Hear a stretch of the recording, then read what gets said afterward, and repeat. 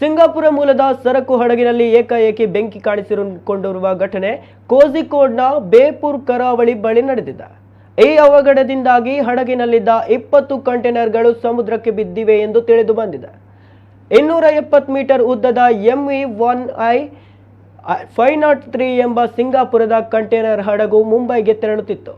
June 7ರಂದು ಶ್ರೀಲಂಕಾದ ಕೊಲಂಬೋದಿಂದ ಹೊರಟಿದ್ದ ಈ ಹಡಗು ಇಂದು ಕೇರಳ ಕರಾವಳಿ ಪ್ರವೇಶಿಸಿತ್ತು. ಹಡಗಿನಲ್ಲಿ ಬೆಂಕಿ ಕಾಣಿಸಿಕೊಳ್ಳುತ್ತಿದ್ದಂತೆ ಎಚ್ಚೆತ್ತ ಇಂಡಿಯನ್ ಕೋಸ್ಟ್ ಗಾರ್ಡ್, ನೌಕಾಪಡೆಯ C-144 ಜೆಟ್ ಹಾಗೂ ಅಗ್ನಿಶಾಮಕ ಸಿಬ್ಬಂದಿ ಹಡಗಿನಲ್ಲಿದ್ದ 22 ಮಂದಿಯನ್ನು ರಕ್ಷಿಸಿದ್ದಾರೆ.